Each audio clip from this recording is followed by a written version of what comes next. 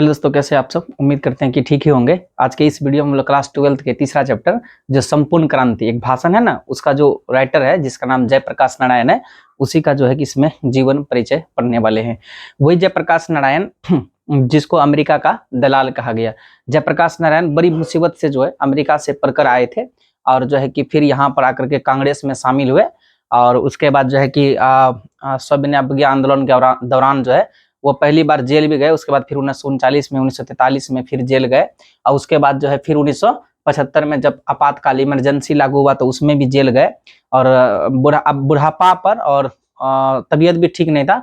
इसके बावजूद भी उन्होंने छात्र आंदोलन का नेतृत्व किया और जो है कि युवाओं के हृदय का जो है वो सम्राट बन गए और बाद में 8 अक्टूबर 1979 को जो है उसका देहांत हो जाता है। तो यही जयप्रकाश नारायण का जो है कि हम लोग परिचय इसमें पढ़ने वाले हैं। जयप्रकाश नारायण जो है ना कौन से शताब्दी के थे, तो आप याद रखिएगा कि ये 20वीं शताब्दी के थे, क्योंकि देखिए इसका जन्म जो है ना ये 1902 में हुआ। क्योंकि देखिए ये जो है ना मुख्य रूप से तो साहित्यकार नहीं थे, लेकिन जैसे रिकंस्ट्रक्शन ऑफ इंडिया पॉलिटी एक किताब को लिखे थे। तो पूछेगा कौन से शताब्दी के लेखक थे, तो आप 20वीं शताब्दी टिक करिएगा, क्योंकि 1902 में इसका जन्म होता है और 1979 में इसका मृत्यु हो जाता है। यानी 20वीं शताब्दी में ही जन्म होता है और 20वीं शताब्दी में ही इसका मृत्यु भी, देहांत भी हो जाता है। तो इसलिए जो है ये 20वीं शताब्दी का है। और ये जो है ना कैसे थे, तो ये समाजवादी विचारक थे। समाजवादी विचारक का मतलब होता है कि देखिए समाजवाद क्या होता है। भारत देश के संविधान के प्रस्तावना में भी समाज शब्द का प्रयोग किया गया है। समाजवाद का मतलब होता है कि भारत देश के अंदर जो सामाजिक और आर्थिक असमानता है इसको खत्म करना। भारत देश के अंदर देखते हैं या तो कुछ लोग तो बहुत ज्यादा अमीर है और तो कुछ लोग बहुत ज्यादा गरीब है, यानी अमीर और गरीब के बीच जो है ना एक खाई बना हुआ है। तो उस खाई को खत्म करना ही ये जो विचार है, यही विचार समाजवाद का विचार है ना। तो ये जो है ना समाजवादी विचारक के लोग थे और समर्पित समाज से भी थे। यानी ने इन्होंने जो है ना अपना पूर्ण समर्पण जो है भारत देश और उनके समाज के, यानी भारत देश के समाजों की सेवा में लगा दिया। इसलिए तो इसको समाज सेवा के लिए मैक्सेस पुरस्कार से सम्मानित किया गया था 1965 ईस्वी में। ठीक है, तो ये एक क्या थे, तो समाजवादी विचारक थे और समर्पित यानी सब कुछ समर्पित करके समाज का सेवा करने वाला समाज सेवी थे और विद्रोही स्वाधीनता सेनानी थे। यानी भारत देश की आजादी के लिए जो आंदोलन किए गए उसमें ये हिस्सा भी लिए और कई बार तो ये जेल भी गए। माना ये जो है ना मुख्य रूप से साहित्यकार नहीं थे। अगर आपको एक लाइन में बोलना है कि जेपी कौन थे, तो जेपी समाजवादी विचारक, समर्पित समाज सेवी और विद्रोही स्वाधीनता सेनानी थे, यानी स्वतंत्रता सेनानी थे। इसका जन्म जो है 11 अक्टूबर 1902 ईस्वी को हुआ है ना। 11 अक्टूबर 1902 ईस्वी को इसका जन्म हुआ और 11 अक्टूबर 1902 ईस्वी को इसका जन्म हुआ और जो है इसका जन्म स्थान जो है ना एक गांव है सिताब दियारा गांव, वहीं पर हुआ। लेकिन इसके राज्य के विषय में ना कोई किताब में लिखा रहता है बिहार और किसी किताब में लिखा रहता है कि इसका जो जन्म स्थल है वो या राज्य है वो उत्तर प्रदेश है। ये देखिए जैसे मान लीजिए कि ये बिहार है ना, ये जो है ये मान लीजिए कि बिहार है ना, ये बिहार है मान लीजिए, इसी से सटा हुआ ये पश्चिम में ना यूपी है। तो यहाँ पर जो है ना एक डिस्ट्रिक्ट पड़ता है सारण और यहाँ पर यूपी का एक डिस्ट्रिक्ट पड़ता है बलिया। तो इस ये जो सारण और बलिया का जो ये बीच वाला एरिया है ना, तो ये जो एक सिताब दियारा गांव है, ये बिहार का सारण और यूपी का बलिया, इन दोनों में ये गांव फैला हुआ है ना। तो इसलिए डिसाइड करना बड़ी मुश्किल है कि इसका जो सिताब दियारा गांव है वो उत्तर प्रदेश के बलिया में पड़ेगा या बिहार के सारण में। अधिकतर किताब जो है ना सारण बिहार ही लिखता है, तो आपको याद रखना है। तो इसका जन्म 11 अक्टूबर 1902 ईस्वी को हुआ था। इसका जन्म स्थल सिताब दियारा गांव है ना, बिहार के सारण जिला और उत्तर प्रदेश के बलिया जिला, उसी में ये गांव जो है फैला हुआ है। इसके माता का नाम फूल रानी है और इसके पिता का नाम हरसू दयाल थे, है ना। इसके पत्नी का नाम जो है प्रभावती देवी है। ये सब माता पिता और पत्नी ये सारा भी इंपॉर्टेंट होता है, एग्जाम में आ जाता है, आप ध्यान रखिएगा। बचपन में इसको ना बाउल कह करके पुकारा जाता था, बाउल इसका बचपन का नाम था। लेकिन जब बड़ा हुआ तो बड़ा होने के बाद यह जेपी के नाम से प्रसिद्ध हुआ। जेपी मतलब जयप्रकाश नारायण। और जन पक्षधरता हमेशा जब 1929 में जिस समय इसने कांग्रेस को ज्वाइन किया, उसके बाद जो है फिर 1974 में छात्र आंदोलन का नेतृत्व किया और इसके बीच का जो समय हुआ, ये पूरे टाइम में इन्होंने जो है जनता के पक्ष पक्ष को जो है हमेशा उजागर करने का प्रयास किया, जनता के पक्ष को सरकार के सामने रखने का प्रयास किया। तो इसी वजह से जन पक्षधरता के कारण जो है इसको लोक नायक कहा जाता है। नायक मतलब हीरो, हीरो को हिंदी में नायक बोलते हैं ना। तो ये जब में लोगों का एक नायक था, लोगों के एकदम हीरो के तरह था, इसलिए जो है ना इसको मिला उपाधि किसका, द लोक नायक का। तो एग्जाम में पूछेगा कि जयप्रकाश नारायण के बचपन का नाम क्या था, तो बाउल था। बड़े होने के बाद किस नाम से प्रसिद्धि पाया, तो बड़े होने के बाद जो है इसको जेपी के नाम से जाना गया और इसको लोक नायक कह के भी पुकारा जाता है। असहयोग आंदोलन के समय, जिस समय असहयोग आंदोलन गांधी जी स्टार्ट किए थे, 1920 का समय था, असहयोग आंदोलन स्टार्ट किए थे। और गांधी जी, आप लोग अगर इतिहास थोड़ा बहुत भी पढ़े होंगे आपको पता होगा, गांधी जी ने कहे थे कि सरकार से जुड़े हुए, सरकार के द्वारा फंडिंग किए जाने वाले जितने स्कूल कॉलेज हैं उसका विद्यार्थी त्याग कर दे। तो इसलिए उस समय पटना कॉलेज में जो है पढ़ रहे थे, पटना कॉलेज के छात्र थे, आईएससी में थे, इंटर ऑफ साइंस में थे, स्टूडेंट थे ये। तो ये पढ़ाई कर रहे थे, आईएससी में थे, आईएससी के स्टूडेंट थे इंटर में। तो लेकिन गांधी जी के आह्वान से जो है इन्होंने कॉलेज को छोड़ दिया और कॉलेज को छोड़ करके बाद में जो है असहयोग आंदोलन में हिस्सा भी लिया और उसके बाद जो है बाद में इन्होंने बिहार विद्यापीठ से इंटर पास भी करता है। इंटर पास करने के बाद तब तक असहयोग आंदोलन जो वो स्थिर हो गया था, मतलब वो जो है समाप्ति भी हो गया था, उसको वापस ले लिया गया था। और तब जो है 1922 ईस्वी में जो है ये अमेरिका चले गए। एग्जाम में आपसे पूछ सकता है कि जेपी ने इंटर कहाँ से पास किया था, तो बिहार विद्यापीठ से। तो जिस समय असहयोग आंदोलन स्टार्ट हुआ था तो वो कौन से क्लास में थे, आईएससी में थे और पटना कॉलेज के छात्र थे। बाद में उस कॉलेज को गांधी जी के है ना कहने के अनुसार उन्होंने उसका त्याग किया था। फिर जब जयप्रकाश नारायण जो है पढ़ने के लिए अमेरिका कब गए, तो 1922 में गए। तकरीबन 7 साल 1929 तक वे अमेरिका के अंदर रहे और अमेरिका में कैलिफोर्निया, बर्कले, मेडिसन और विस्किंसन, ये सारा यूनिवर्सिटी में जो है उन्होंने पढ़ाई किया, यानी ये सारे यूनिवर्सिटी में इन्होंने अध्ययन किया। और इसी अध्ययन के दौरान ये जो है मार्क्सवाद और समाजवाद की पढ़ाई किया।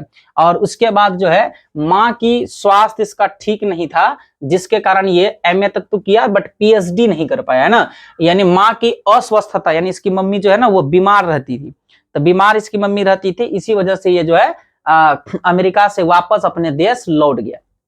तो ये तो इसकी पूरी हुआ कि जन्म का हुआ, मम्मी पापा पत्नी, बचपन का नाम, बड़े होने के बाद का नाम, है ना, कहाँ पर पढ़े, कैसे पढ़े, ये सारा हो गया।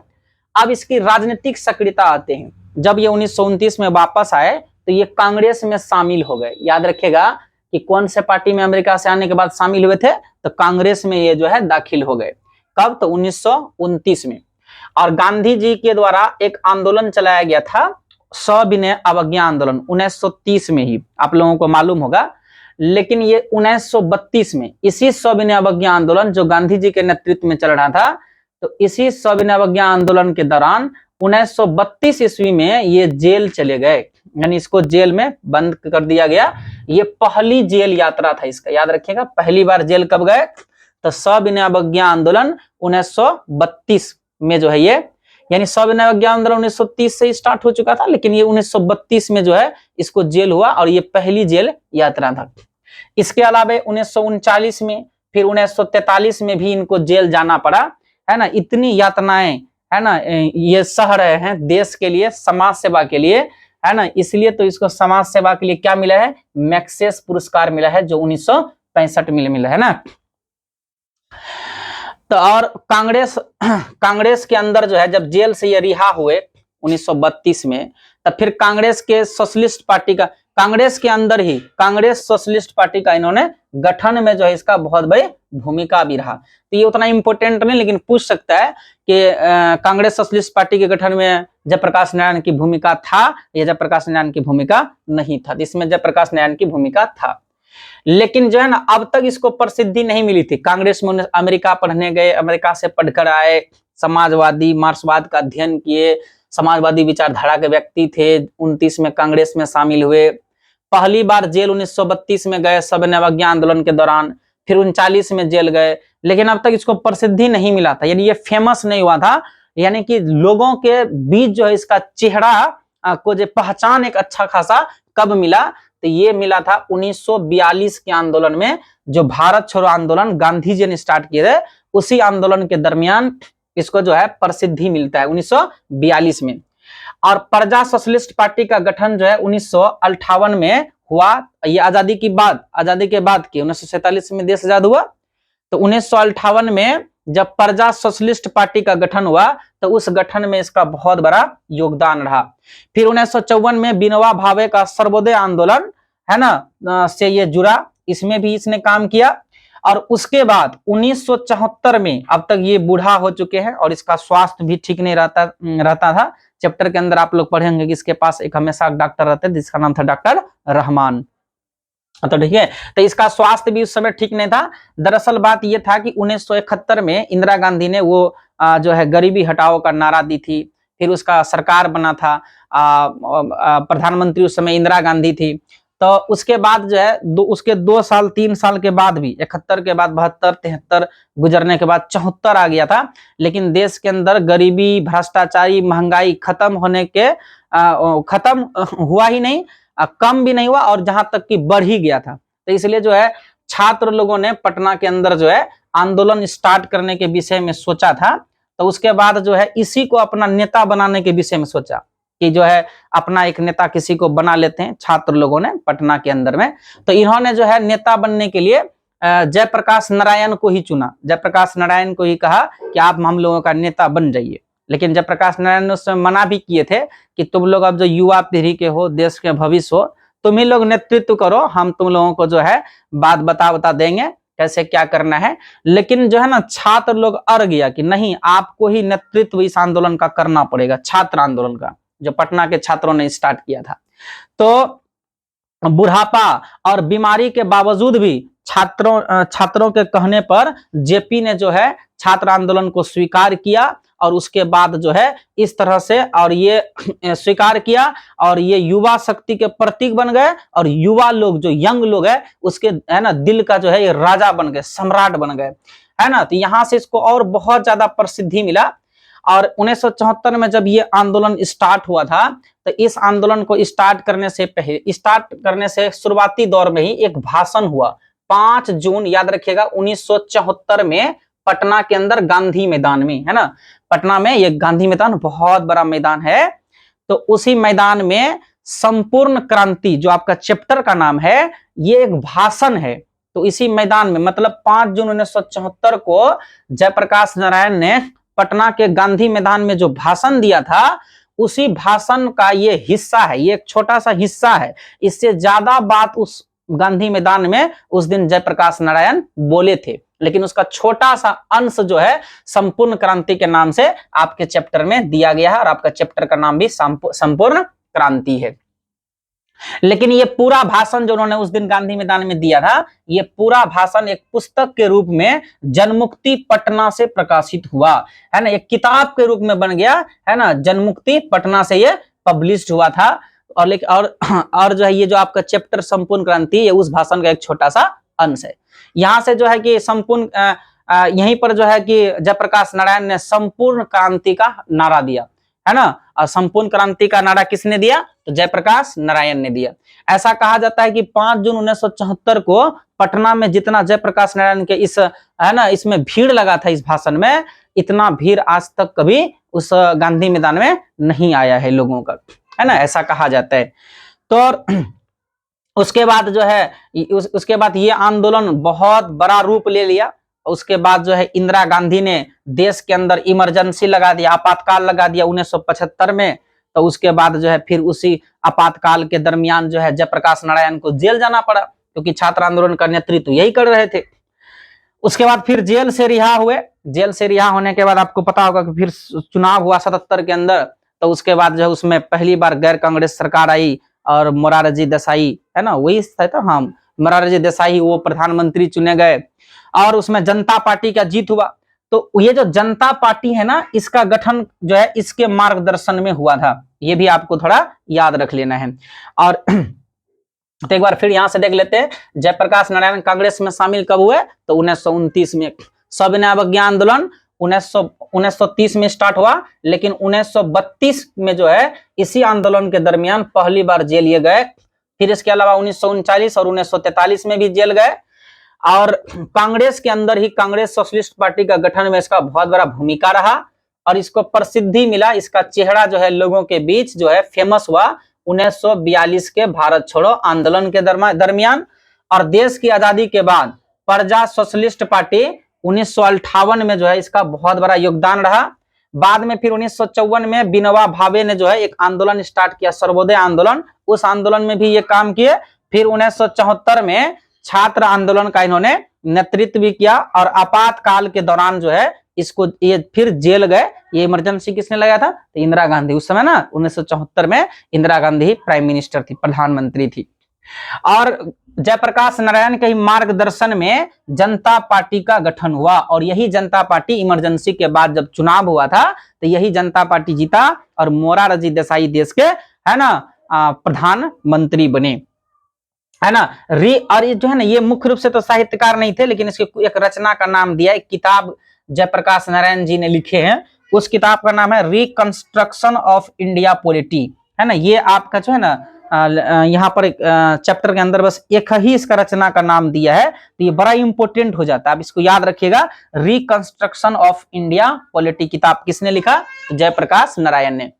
और पूरे अपने जीवन काल में इन्होंने देश का और समाज का सेवा में लगा दिया, इसलिए समाज सेवा के लिए इसे मैक्सेस पुरस्कार दिया गया 1965 ईस्वी में। और भारत रत्न जो देश का सबसे बड़ा प्राइज है, पुरस्कार है, तो वो भारत रत्न से जो है इसको सम्मानित किया गया। वैसे इसकी मृत्यु तो 1979 में हो गया, लेकिन भारत रत्न मरणोपरांत, इसके मरने के बाद 1998 में इसको मिला।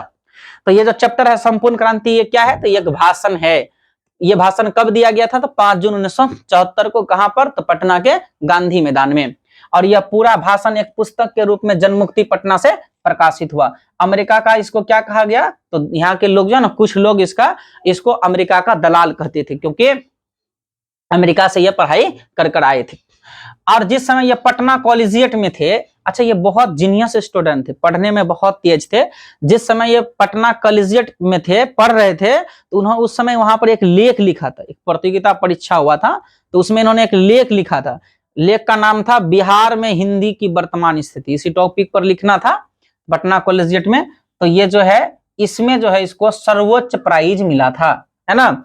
और प्रारंभिक शिक्षा जो है इसका घर पर ही हुआ था, है ना। और उसके बाद ये 2 लाइन है, आपको याद रखना है कि बुढ़ापा और बीमारी, है ना, बीमारी के बावजूद जेपी ने जो है छात्र आंदोलन का नेतृत्व किया।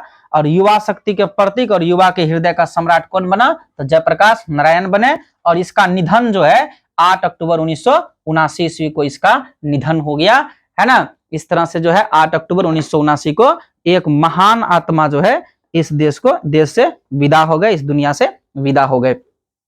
तो ये था आपका जय है ना, जयप्रकाश नारायण का जीवन परिचय। आप लोग जो है ना इसका एक स्क्रीनशॉट ले लीजिएगा, आप लोग भी अपना कॉपी पर जो है इसको लिख लीजिएगा, फिर इसका रिवीजन करिएगा। मिलते हैं फिर अगले वीडियो में।